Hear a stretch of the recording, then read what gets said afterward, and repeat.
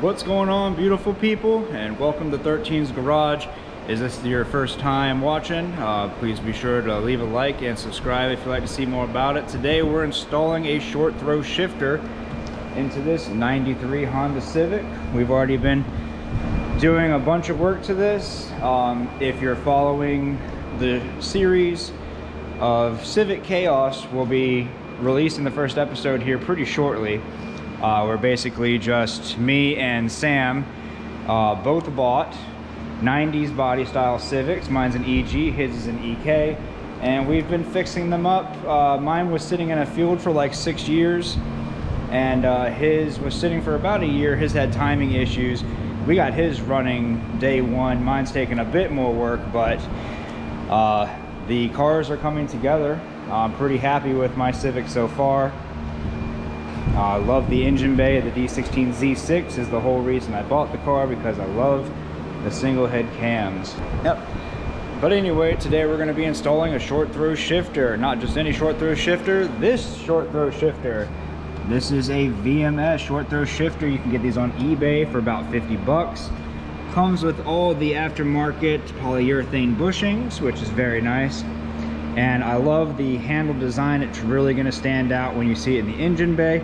And obviously the OEM shift boot is not going to fit over this, so you would see the innards, but don't worry about that, because I'm going to be making a shift boot from this black Crown Royal bag.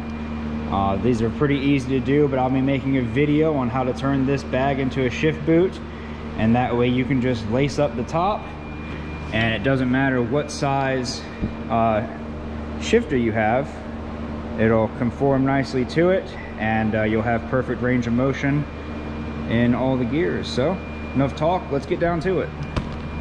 And the first step would be to remove your shift knob and boot, but my boot is already missing.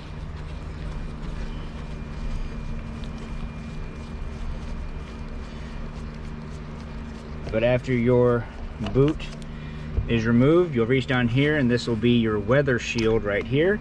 And this just basically just clips around here with this little rubber band. It fits in down here on the metal brace, and you'll need to pull that up.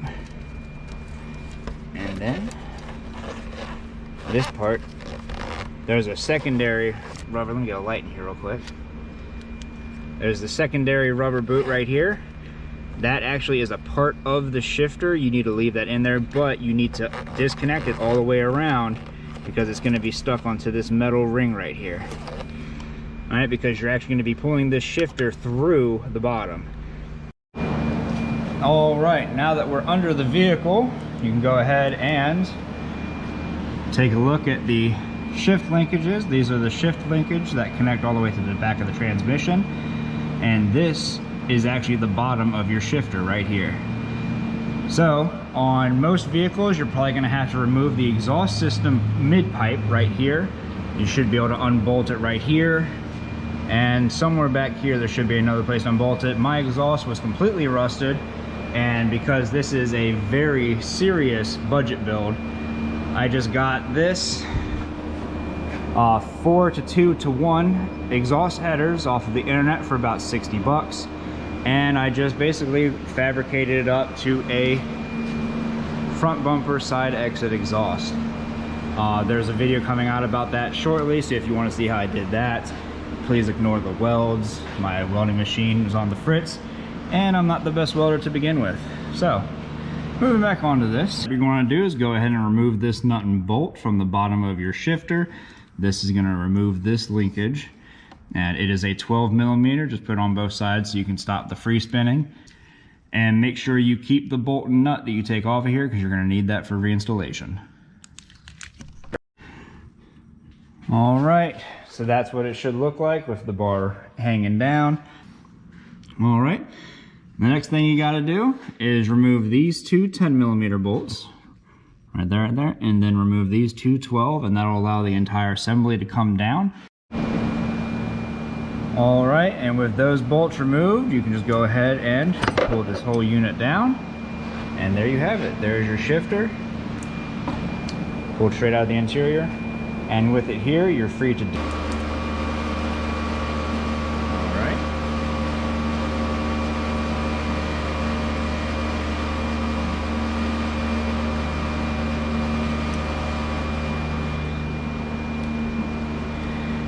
that's good to go. Just reach under here, see if we can't pull this off in one go. There we go, coming through the bottom. And of course you're going to want to take this whole piece off and keep this metal piece right here. That's your main part. I think this actually needs to slide up.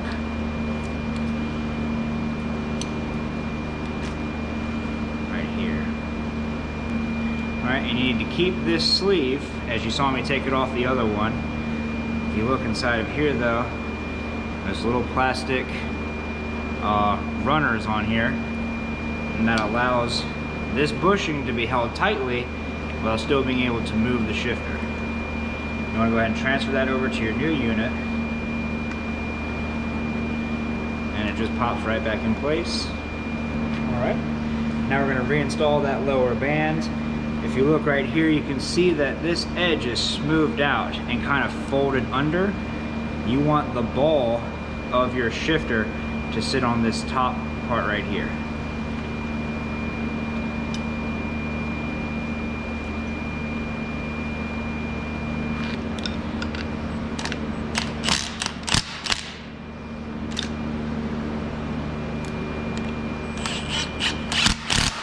Alright, so I had to loosen the top one there so that the bottom one can become aligned.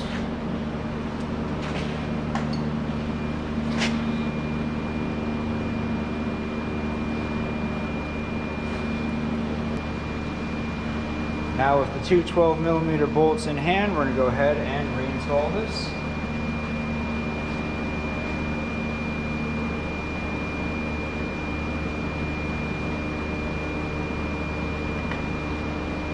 I'm going to take a second to line up that bushing right here, but it's by no means difficult.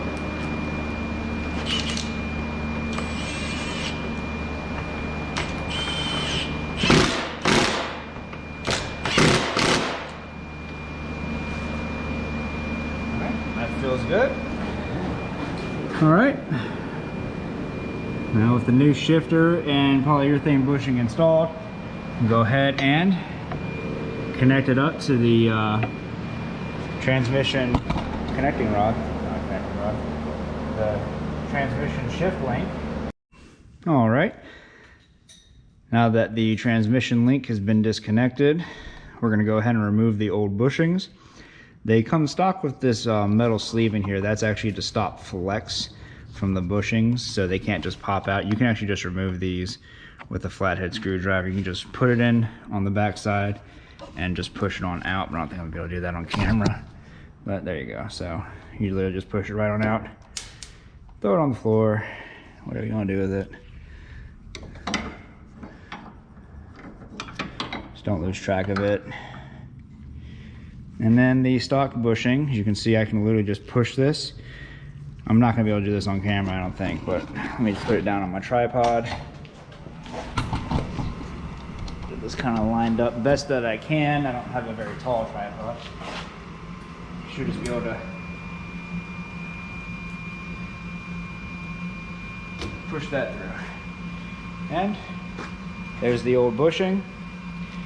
And what we're going to be doing is replacing it with the red ones that you just saw. And you just put these ones in on either side, and then the bolt holds it all together. Alright, the polyurethane bushings are installed. Short shifter is installed. Everything's looking good. I will say,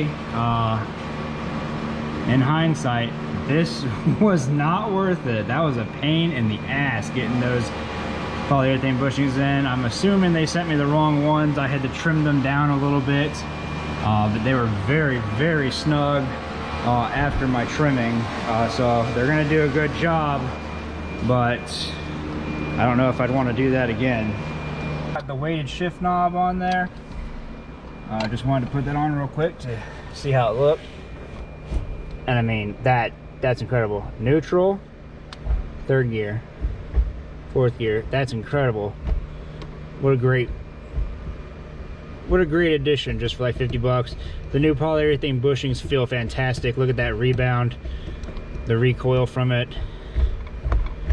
That feels fantastic. That changes the entire feel of the car for 50 bucks. shortens the throw by about 40%, and just looks fantastic. After that, after I finish the shifter boot, this thing's gonna look very clean on this interior. So if you haven't already, make sure you subscribe so you can check out all the, fix my camera real quick. So if you haven't already, make sure you're subscribed so you can see the new videos coming out over the next couple weeks. I'm gonna try to get more videos of Sammy in here working. He's just been busy with some family stuff. So hopefully he'll be back soon though. And go out here and take a look at his car real quick. For those who have not been following the show,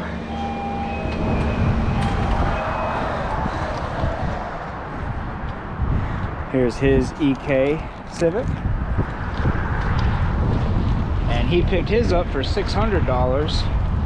I picked mine up for $300. You see he's got a little bit of body damage, but he's gonna be working that out. And of course there'll be videos on all of that as well. His came with some rims already on it. They're kind of like a strange looking TE style rim. I like them, but I ended up going with the F1 somethings for mine because I got a good deal on them and they look really good. And this is going to be actually painted OD green to match the RX-8, my RX-8 down here. It's been sitting for a minute, so please don't judge. We've been busy running the shop. And we're actually LS swapping it. So it's gonna be LS swapped. It's all cleaned out, gutted out. This is my race car for a little while. And finally got around. The rotary engine, believe it or not, was not blown when I pulled it. It actually still works. It's sitting right over there. I was actually thinking about possibly swapping it into my Ford Ranger out front. That's another project, by the way, I haven't been posting about, and I really should. This Ford Ranger right out here,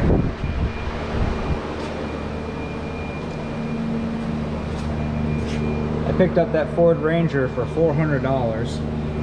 Lowered it 6 inches, new headlights, grille, taillights. Basically did a gasket set on the engine to cover up some leaks, or fix some leaks. Full tune-up, and the thing runs and drives great. Needs an alignment, but I am probably going to be painting the rims and redoing the suspension. Just a couple little fixes I want to do to make it a little bit more comfortable.